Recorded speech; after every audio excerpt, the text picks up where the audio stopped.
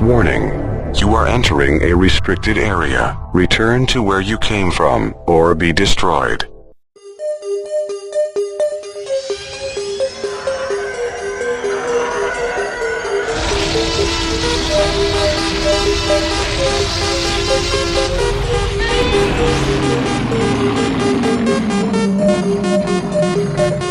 You're heading your way towards the useless nerdy knowledge. Please do not go any further. If you will not comply, you will hear a nerd rambling. Nerd alert! Get those nerds! Nerds! Nerds! Nerds! Exterminate! Go ahead, make my day. Bazinga! I'll be back.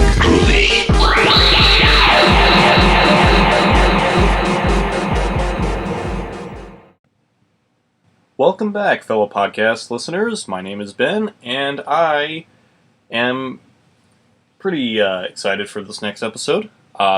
Mostly. I apologize if I don't sound very... I should sound a lot more more upbeat for this, but I've stayed up since like 5 o'clock in the morning, which I did not plan on, but it's fine. I'm still doing all right now.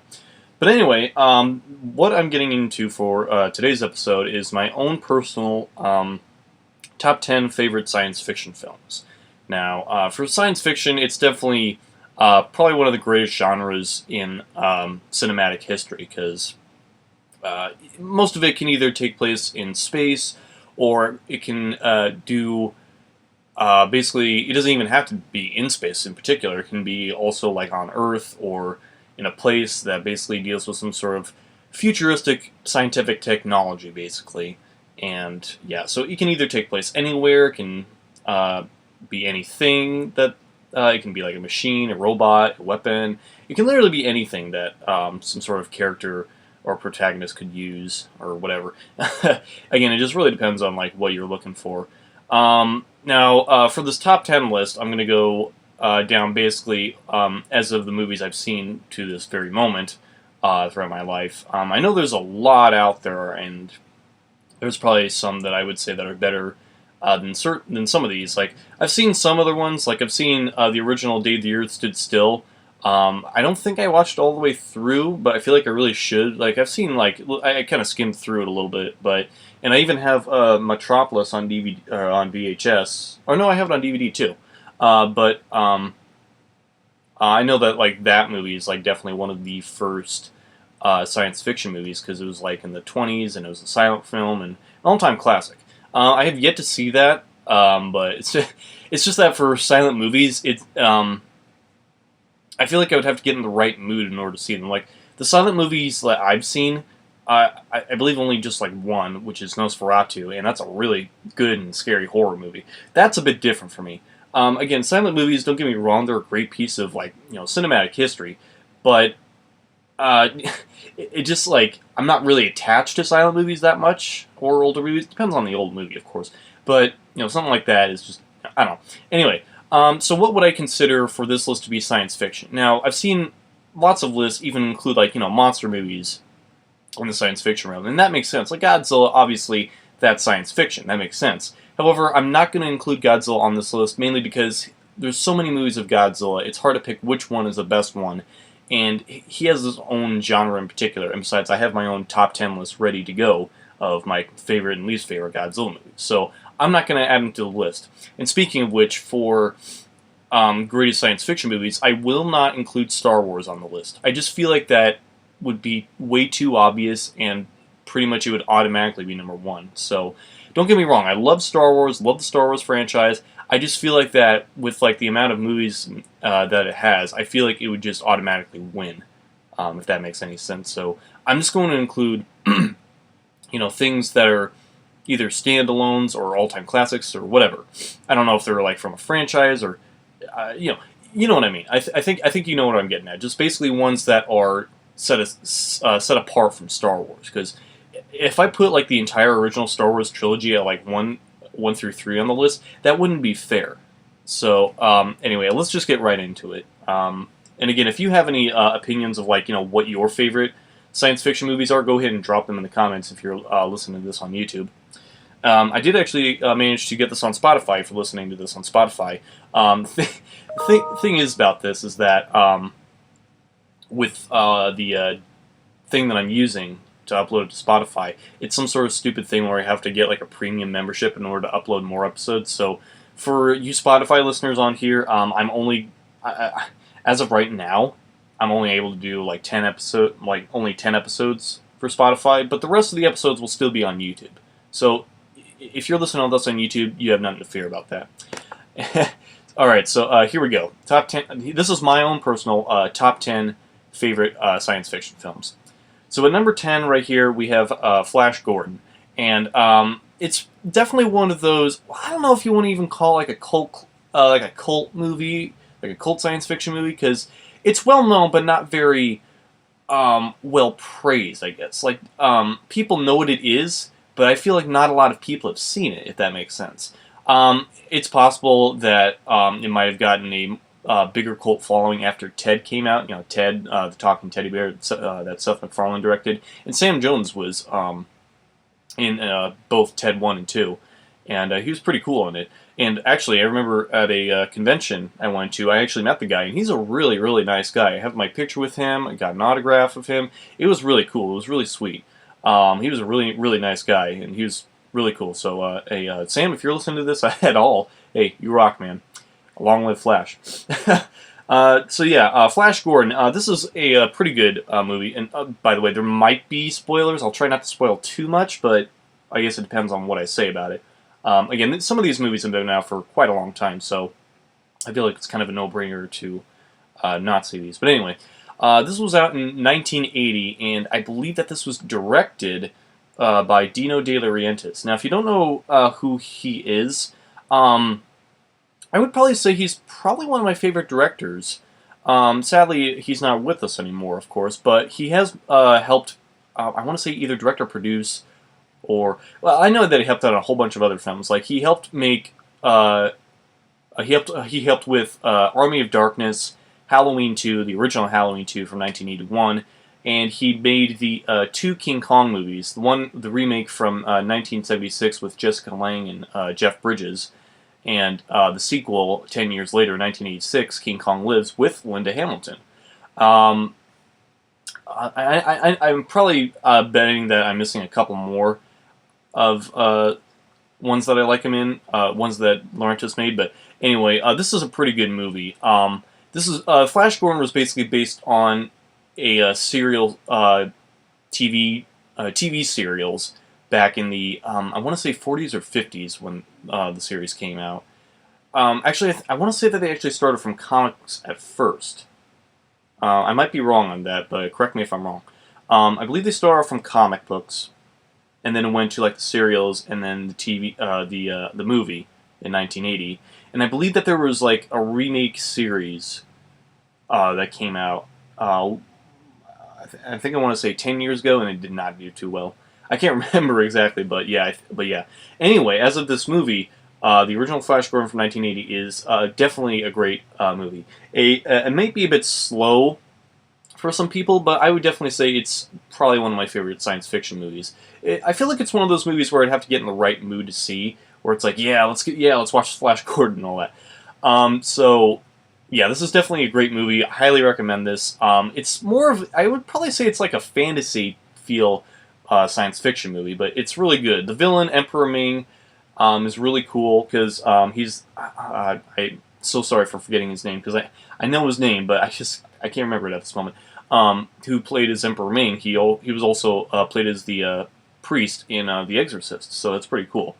And it's pretty nice to see. Basically, it's like a whole bunch of like these storms are coming up on Earth caused by Emperor Ming, and then basically Flash Gordon and his friends are basically, I want to say, like kidnapped in like this plane that they're in, and basically they try to escape this other world, basically, and it's really something out of a fantasy comic book, I want to say. That's the best type of visual analogy I can give, but again, I'm trying not to give too much away with some of these. Like, I really want you to check these movies out if you've not seen these already, but I highly recommend you watch Flash Gordon. It's really great. Next on the list, number 9, we have Robocop. Now that's a really good science fiction action movie. Basically, it's about a guy who's part man, part machine. This was in I believe, the mid-'80s. I want to say 1985. I'm probably wrong. Maybe it's 1986.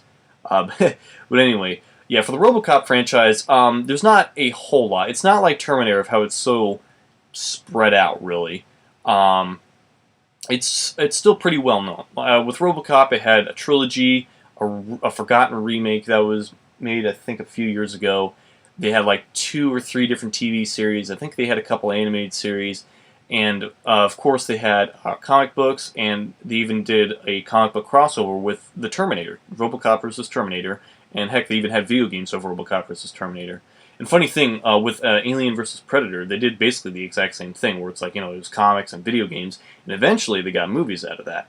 But as of Robocop versus Terminator, I feel like that with all these different crossover movies nowadays, they're kind of delaying the inevitable of not putting that out. I would definitely feel like that now would be a perfect time to probably do Robocop versus Terminator, because after the last 2 Terminator movies, there really hasn't been a whole lot of... I feel like those 2 Terminators just kind of slid downhill a bit, because, I don't know, just people. I think people were just expecting a bit more, or they're just really tired of the franchise now. And I would have to agree, people are just very, very tired of like the Terminator franchise, because it's worn out. What else can you tell? There's just not, I don't know. But anyway, back to RoboCop, it's definitely a really good action movie. It's very bloody, I want to say. Not extremely bloody, not like Saw bloody, but bloody enough for the 80s, I guess you want to say. But it's really good, very action-packed. And this is in Detroit, surprise. And basically, with all the crime and all this stuff, they basically need to have like an advanced, cop. So one of the officers, Alex Murphy, is killed by a whole bunch of criminals and is basically turned into a RoboCop. They had kind of the intention of doing a machine rather than just like a half-man, half-machine, which was the Ed 209, which was a really giant machine, but I believe it proved to be not very functionable, kind of like a automatic car or automatic driving car or something like that, because it's like, if you will not comply, it was like some sort of glitch in the system, basically, for the Ed 209, and it didn't work, so the RoboCop was their best bet. But basically, throughout the movie, he like tries to remember who he is and who his family is and all this stuff. It's really cool and really good of how the movie does that, and he even has a nice partner in there, and she's cool. I believe she was in the original Carrie movie, and she was also in, oh no, what was that one movie? I'm so sorry, but it was like, oh, she was in it too. What the heck was it called? It was the movie about like the guys on the ship. Philadelphia Experiment. That's what it was. That's another good science fiction movie. It's not on my list, but I would probably say that's an honorable mention. It's actually very good. It's another one of those movies that's not too memorable, really, but it's really surprisingly good.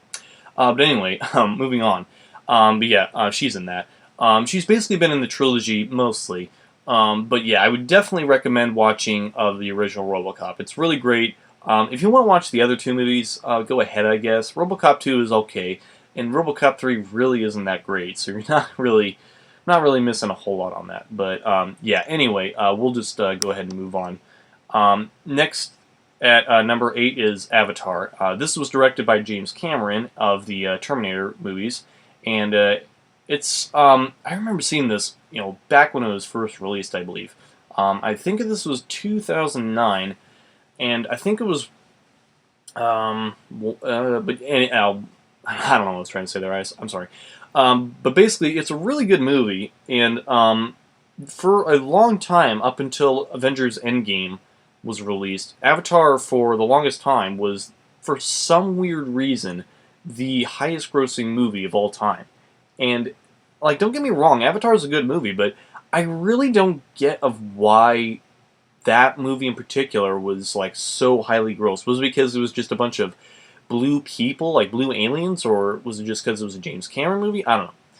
But it's still a good movie. It really is. It takes a very interesting fantasy realm of like something you would see out of not Heavy Metal magazine, but it's like, a super science fiction fantasy jungle type of thing. Sigourney Weaver's in the movie, which is cool.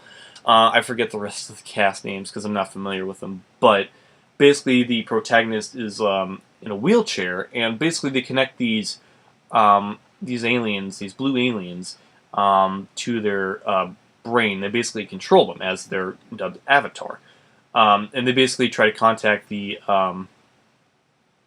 the creatures, and of course, at first they just want to.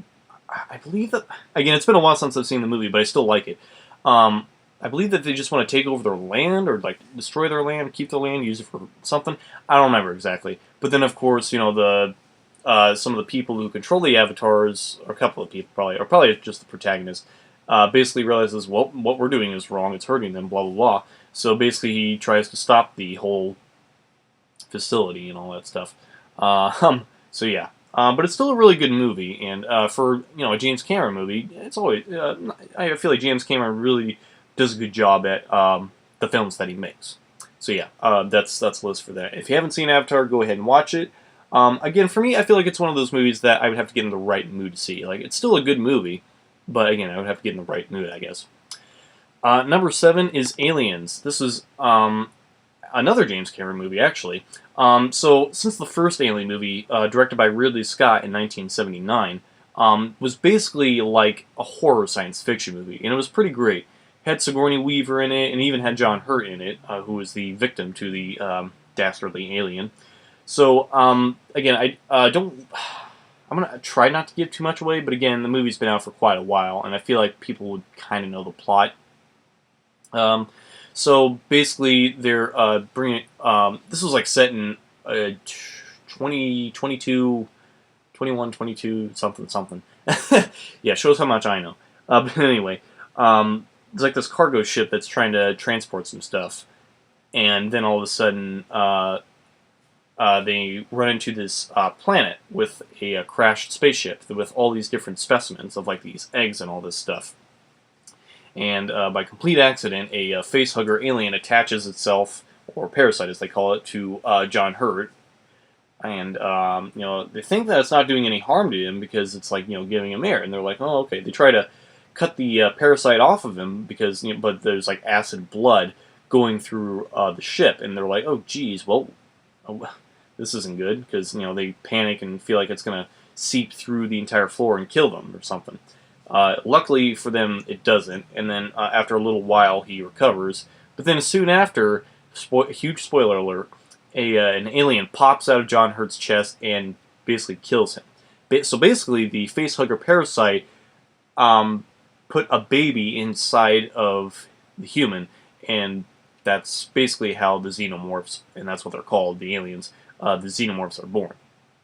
And basically, throughout the movie, it's just a whole horror victim by victim type of thing, but set in outer space. And the last remaining person is Sigourney Weaver. Sigourney Weaver is definitely one of the best science fiction actresses of all time. She's been in the Alien franchise, she's been in the 2 Ghostbusters movies, and she was in Avatar, of course, and she's been in lots of other things.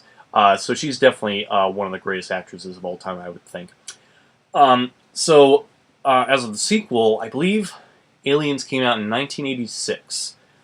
This is definitely the one that's superior to the first. Pretty much the same thing with Terminator 1 from Terminator 2.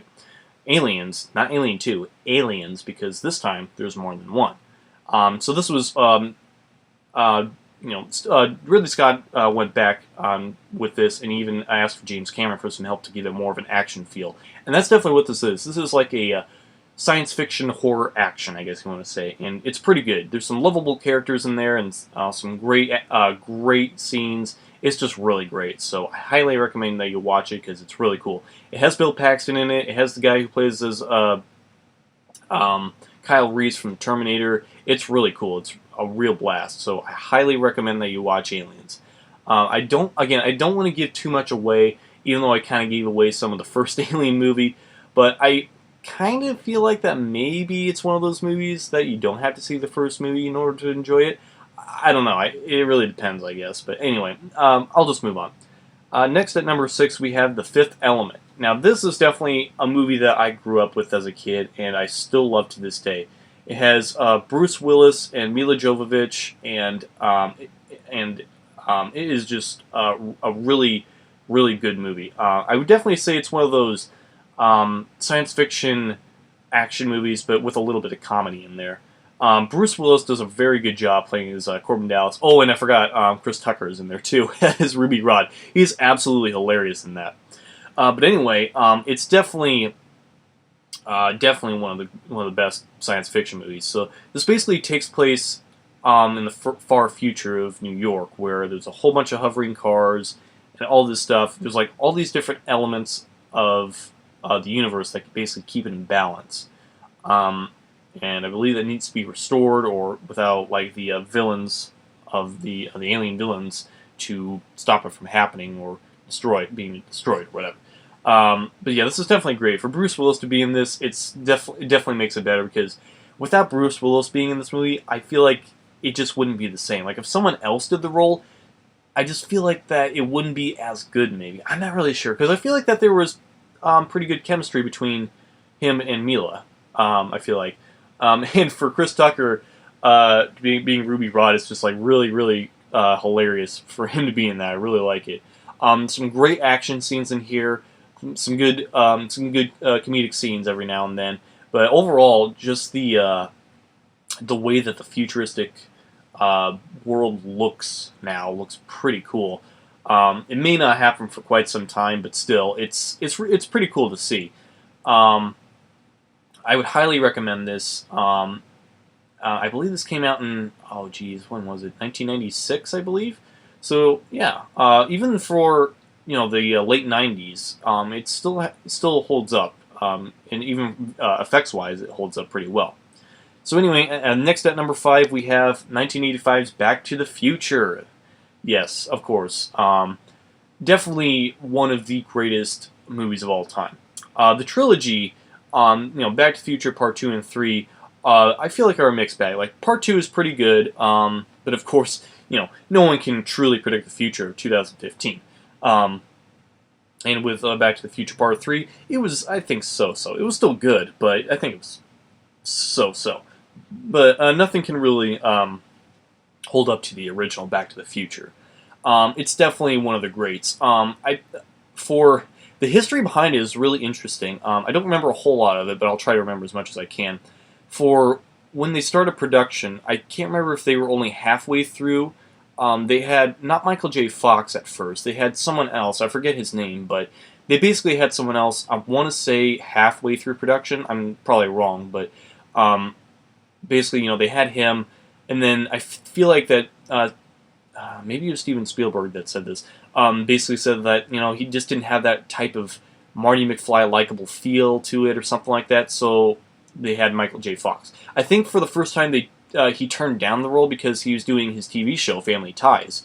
So it makes sense because he was in the middle of one thing, can't do another. So they kind of resigned from that. So they were like, okay, we'll stick with this guy. And then eventually, over time, they were like, okay, you know what, we can't do this. We feel like we need to have Michael J. Fox. And eventually, Michael J. Fox finally did. However, there's an interesting thing of how he did this. And I'm probably remembering it totally incorrectly, but just correct me for how it actually went. I'll probably look it up in like the little book I have with the DVD set that I have. But anyway, so it's like, basically, he would do Family Ties. And after they were done with filming all the scenes for an episode of Family Ties, Michael J. Fox would go, I think he would be driven to a limo or a car and would sleep for literally 2 hours. Only 2 hours, and then he would go do Back to the Future, and then basically repeat the process of Back to the Future, Family Ties, sleep for 2 hours, Back to the Future, Family Ties, sleep for 2 hours. Honestly, I could not even do that. Props to the man for doing that, if that's actually true, if he actually did do that, because having to only sleep 2 hours, I would not be able to do. It's a lot of work to do. But anyway, aside from that, it's a very, very great movie. Some very good characters in there, very good chemistry, and Christopher Lloyd as Doc Brown is absolutely great. Michael J. Fox did a good job in it, and the guy who plays as Biff is just one of those villains you really love to hate, because he appears throughout the majority of this trilogy, and he's just like, oh, definitely one of the greatest recurring villains of all time, I would probably say. But it's very great. Basically, it's never really explained really of how Doc and Marty really met. Of like, I don't know if they like met by accident or if they were friends with their father. I really don't know. The movie never really explains of like how they're friends or how they met. I think it's just one of those things where it's like maybe you're not supposed to know. I don't know. But anyway, so Doc Brown basically reveals this time machine to Marty, and all of a sudden the Libyans basically are after Doc Brown because of the plutonium to basically work the time machine, the DeLorean, into it. And yeah, he built a time machine out of a DeLorean car, and basically by a complete accident, just to escape from the Libyans, Marty goes back in time to 1955 and accidentally kind of alters time, and accidentally has his mother fall in love with him rather than his father. So slowly, like, he's starting to fade away through time, and basically he needs the help of the past version of Doc Brown to help him get back to 1985. It's definitely one of the greatest plots and one of the greatest settings for a movie ever, especially a science fiction movie, going into the past and needing to go back to his present time. It's definitely worth the... And this was done by Steven Spielberg. Steven Spielberg has done so many science fiction movies. Close Encounters of the Third Kind, E.T., Jurassic Park. He's done so many, and they're just so great. This is definitely one of them. So if you've not seen the entire Back to the Future trilogy, I would highly recommend that you watch it right now. So anyway, moving on to number 4, we have Planet of the Apes from 1968. This is another one of the greatest science fiction movies of all time. And just for that, I'm not going to give anything away, only just like mainly the main star and I guess just kind of the setting, because it has a very good story, and you will really like this, I guarantee it. It may be a bit slow in some parts, maybe, but it's still one of the greatest. It stars Charlton Heston, who was absolutely great. I believe he was also Moses in the Ten Commandments, and I think he was also in Ben-Hur. I have not seen Ben-Hur yet, but anyway, he's definitely great in this. Basically, the whole plot is like, they're traveling in space, in their spaceship, and their rocket ship, whatever you want to call it, and then they land on supposedly a deserted planet because it looks like a huge desert. But then eventually they come across land and see like these more Neanderthal-like humans. But then all of a sudden later, there's like these apes on horses. Yeah, all of a sudden you see these apes on horses. So literally, they're on a planet filled with apes. Now again, I'm pretty much just going to stop there, but this is definitely one that you need to watch if you haven't seen it. There is like a huge amount of Planet of the Apes movies. Like there's like 4 other movies after the first one. There's like a TV series, an animated series. There was a 2001 remake by Tim Burton that's pretty much forgotten. And there was the recent Planet of the Apes trilogy, Rise of the Planet of the Apes, Dawn of the Planet of the Apes, and War for the Planet of the Apes. It's not on this list that I have here, but I would probably say that the Planet of the Apes trilogy is definitely an honorable mention. It's really, really good. Just the way it is, through seeing the main ape protagonist go through changes in this entire trilogy is very cool to see. I really, really, really like it. It may be a bit touchy for some people, possibly, but I still like it. I really like it because of how good it is, of how good the stories are told. I remember seeing, I think I've seen all of them in theaters. Yeah, I saw all of them, all 3 of those movies in theaters. And for Dawn of the Planet of the Apes, it kind of made me want to it kind of put me to sleep a little bit, kind of like of how The Hobbit, Battle of the Five Armies did. Those movies pretty much put me to sleep because of how dark they were, and of how slow-moving they were. And by dark, I mean like the lighting, I mean. But other than that, Planet of the Apes trilogy is definitely worth a watch. But the original Planet of the Apes from 1968, I would highly recommend. Just ignore the sequel that comes after that. Alright, so now, at number 3, we have the original Terminator from 1984. Definitely one of the greatest movies of all time, by far. Of course, this is a movie directed by James Cameron and stars Linda Hamilton and Arnold Schwarzenegger. Fun fact, before Schwarzenegger would get the iconic role, O.J. Simpson, would you believe, was originally planned to be the Terminator. That would not have aged well at all. And at the same time, I do not think that the movie would be as popular if Arnold Schwarzenegger wasn't in it. I feel like that movie is like so memorable and so quotable just because of Arnold Schwarzenegger. I feel like Schwarzenegger is definitely one of those actors that has the most quotes in all the movies that he's appeared in.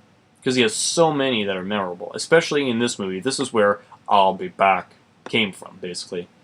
And it's definitely one of the greatest. I'll kind of give the basic synopsis of the story. So basically, this takes place in 2029 in the future, and basically an AI network called Skynet has become self-aware and created these robotic machines called Terminators to basically wipe out the entire human race. You see like brief flashbacks of like all these dead bodies and skulls everywhere, like scattered throughout the entire place, and basically a resistance trying to fight back these machines. And so a Terminator, but with the leader of the resistance, there's a man named by the name of John Connor. So a Terminator has been sent back in time in 1984 to kill John Connor's mother way before he was born. And in that doing so, one of the heroes of the resistance, Kyle Reese, also travels back in time to try and find Sarah Connor before the Terminator does. And it's a very, very good story. It's very good, and even the soundtrack is so 80s feeling. Like the way that it sounds is just super amazing. It's absolutely great. I highly recommend it. And so would I recommend this at number 2, the sequel, Terminator 2: Judgment Day. This by far is a movie that is just pure gold right here. This is definitely the movie that's like so much better than the original. I always keep going back and forth of like, do I like the second one better or do I like the first one better? Because it's hard to do that because they're both so good. But I would definitely have to say that Terminator 2 would definitely be the one that's better. Surprisingly, Terminator 2 was the first Terminator movie I ever saw, and I saw it at a young age, would you believe? And this is definitely one of those movies I would have to say you do not have to watch the first movie in order to love the movie or even to understand it. It's definitely one of those movies where you can just watch it without worrying about needing to know any information from the first movie. It's just that good. Just that well told. It's sort of like how Evil Dead kind of does that in a way, or Army of Darkness, how it kind of summarizes the plot from the last movie. And it's like, well, here's this, and here's what's going now. So yeah. Again, as for Terminator 1 and 2, I'm not going to give a whole lot away, especially for Terminator 2. I'm not going to say a thing. The only thing is that, like, Arnold Schwarzenegger is back in this, Linda Hamilton is too, but it is just super, super good. So if you've not watched it, it's definitely one of the greatest, both of them are one of the greatest science fiction and action films of all time, and there's no doubt about that.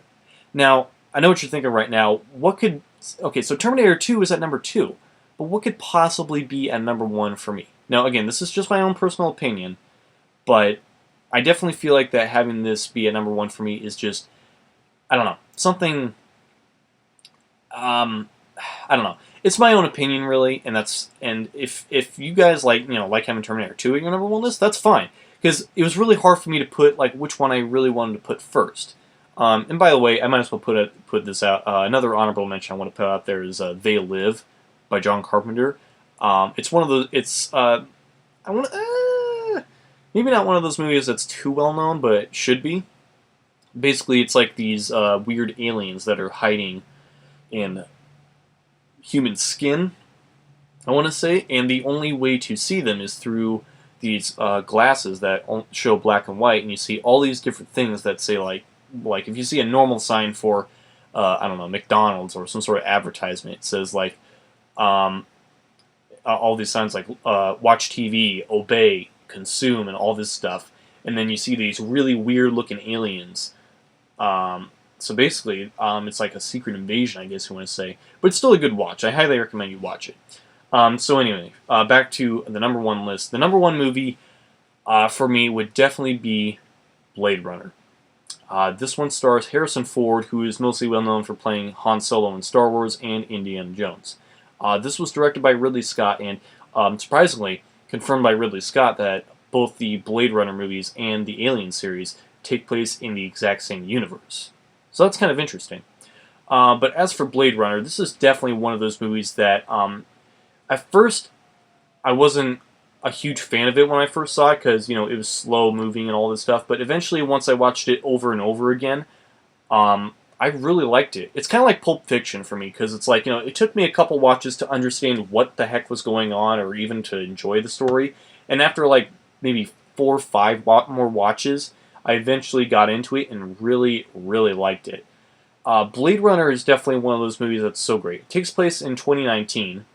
Well, the future of 2019. But anyway, and there's like all these replicants, basically humanoid androids that are just basically turned evil and just want to escape. But of course, in order to do that, they have to murder people in order to live normal lives because they don't want to be killed. But of course, the Blade Runners are the ones to hunt them down, basically to destroy them. And Deckard, which is the main protagonist, played by Harrison Ford, is a Blade Runner, basically hunting these replicants down. And one of the replicants that has no idea that she's a replicant is Rachel, played by the beautiful Sean Young. And the story is like super, super good. And the soundtrack is absolutely phenomenal. Like, I have the entire soundtrack on a CD. That's how good it is. It is just super, super good. And just feels like one of those mixed between Hearts of Space and just like comforting, peaceful. I want to say sensory deprivation music. Maybe that may not be the right thing to use, but that's the best kind of analogy I can try to give. But it is just super, super good, and it has Rutger Hauer in it, who gives definitely one of the best and half improvised lines of all time. It's definitely worth a watch. I didn't want to give too much away. But it also stars Daryl Hannah too. But anyway, it is definitely one of the greatest tech noir science fiction dramas of all time, and that's why I put it at number 1. Like Terminator 2 is very good because of its action and its overall story and all that. It's just very, very good, very well done, and the cast is very great. And for Blade Runner, it just does very well at the sound, the tone, the setting, the type of feel that you get from the movie. It's just super, super good. So if you've not seen that, go watch it. There are like 4 different versions of the movie. There's like an original theatrical run, a director's cut. I think there's like some other sort of cut, and then the final cut. From what I think from the original theatrical cut, was that there was like narration, which kind of ruins the movie a bit. So I feel like maybe it's a bit better without the narration. But if you prefer with the narration, then that's fine. But also in the original theatrical run, there was like an ending that they cut out at the very end, and it's hard to determine like exactly which version is the better one, and who knows. I have seen the sequel that came out for it too, Blade Runner 2049. It's okay. It's not great, but it's okay. But I would highly recommend the very first and original Blade Runner. It's very good, very much worth a watch. So yeah, that's my own personal top 10 list of my favorite science fiction films as of this recording. Now I know there's lots of other science fiction movies out there. Like I know there's like Prometheus, which I haven't seen, which I believe is connected to the Alien universe. I have not seen that yet, and I haven't seen Alien Covenant. And there's a whole bunch of other different science fiction movies that I know are out there, but I haven't really had the time to. Maybe next time I'll talk about my top 10 least favorite science fiction films. Maybe I'll discuss that in a couple weeks. So yeah, that's my own personal list, my own top 10 personal list. If you have a top 10 list of like your favorite science fiction films, go ahead and let me know. Don't forget to add me on Twitter if you like, at BenWalker2001. And hope you enjoyed this episode. So thank you very much for listening, and I will see you guys next time.